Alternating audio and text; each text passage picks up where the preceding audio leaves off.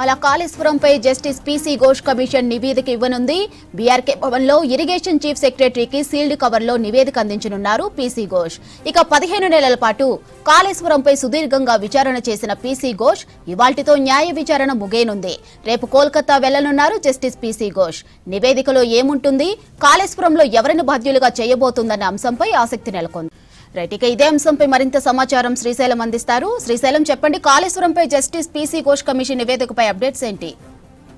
2023లో Kaleshwaram project సంబంధించి Medigadda barrage కుంగిపోవడం, Annaram Sundilla seepage ఏర్పడడంతో కాంగ్రెస్ ప్రభుత్వం వచ్చిన తర్వాత 2024 మార్చిలో న్యాయ విచారణకు ఆదేశించింది. అసెంబ్లీలో చర్చ సందర్భంగా సీఎం రేవంత్ రెడ్డి న్యాయ విచారణకు ఆదేశిస్తామని ప్రకటించారు. ఆ తర్వాత వెంటనే మార్చిలోనే న్యాయ విచారణకు ఆదేశాలు ఇచ్చారు.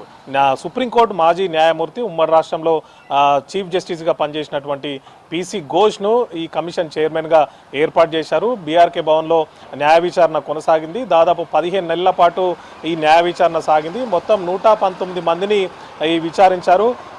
ఈ ఇంజనీర్ నుంచి ఈఎన్సీ వరకు ఆ ప్రాజెక్ట్ సమయంలో పనిచేసినటువంటి అందరినీ కూడా పీసీ ఘోష్ విచారించారు. దాంట్లో మాజీ సీఎం కేసీఆర్, అదేవిధంగా మాజీ మంత్రులు హరీష్ రావు, ఈటలను కూడా ఈ లాస్ట్ మంత్ విచారించారు. అయితే మొదట వాళ్ళందరి నుంచి కూడా అఫిడవిట్లు తీసుకోవడం, ఆ తర్వాత ఇంజనీర్లందరినీ కూడా పిలిచి క్రాస్ ఎగ్జామినేషన్ చేయడం, ఆ తర్వాత దానికి సంబంధించినటువంటి నివేదిక తయారు చేయడం, ఇట్లాంటి అంశాలను కమిషన్ పరిగణలోకి తీసుకుంది. ప్రధానంగా కమిషన్ కూడా ప్రత్యేకంగా కాళేశ్వరం ప్రాజెక్ట్ సంబంధించి ఒక నిపుణులతో అధ్యయనం కూడా చేయించింది. అయితే కాళేశ్వరం కమిషన్ సంబంధించి మేడిగడ్డ బ్యారేజ్ ఎందుకు కుంగింది, దానికి బాధ్యులు ఎవరు, సీపేజ్ ఏర్పడడానికి కారణాలేంటి, ఇట్లాంటి అంశాలకు సంబంధించి ఇప్పుడు నివేదికలో ఏముంటుంది అనే అంశంపై తీవ్ర ఆసక్తి నెలకొంది. ప్రధానంగా 119 మందిని సుదీర్ఘంగా దాదాపు 15 నెలల పాటు న్యాయ విచారణ కొనసాగింది. ఈరోజు నివేదిక సమర్పించనున్నట్టు మనకు కమిషన్ వర్గాల ద్వారా తెలిసింది. ప్రిన్సిపల్ సెక్రటరీ ఇరిగేషన్కు ఈరోజు సీల్డ్ కవర్లో బీఆర్కే భవన్లోనే పీసీ ఘోష్ తన నివేదికను అందించనున్నారు. దాదాపు 500 పేజీల నుంచి 1000 పేజీల వరకు ఈ కమిషన్ నివేదిక ఉండే అవకాశం ఉందని తెలుస్తోంది.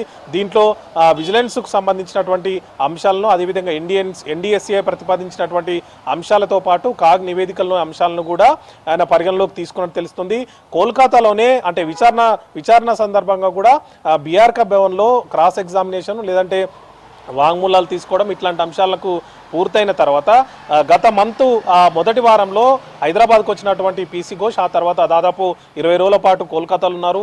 ఈ తుది నివేదిక సమర్పించేందుకు తీవ్రమైనటువంటి కసరత్తు చేసినట్టు తెలుస్తుంది. అక్కడికే కోల్కతాలోనే పూర్తిగా నివేదిక తయారు చేసుకొని సీల్డ్ కవర్తో పాటు ఇక్కడికి తీసుకొచ్చినట్టుగా తెలుస్తుంది. అదే నివేదికను ఇరిగేషన్ ప్రిన్సిపల్ సెక్రటరీ రాహుల్ బొజ్జాకు ఈరోజు అందించున్నారు. ఈరోజు సాయంత్రం వరకు నివేదిక ఇరిగేషన్ శాఖకు అందించున్నారు. రేపు తిరిగి కోల్కతా వెళ్ళిపోతున్నారు. అయితే ఇరిగేషన్ శాఖకు అందిన తర్వాత దాన్ని ప్రభుత్వానికి పంపించే అవకాశం ఉంది. ఆ తర్వాత ప్రభుత్వం ఈ పీసీ ఘోష్ సమర్పించినటువంటి నివేదిక మీద అధ్యయనం చేసేటువంటి అవకాశం కనిపిస్తోంది.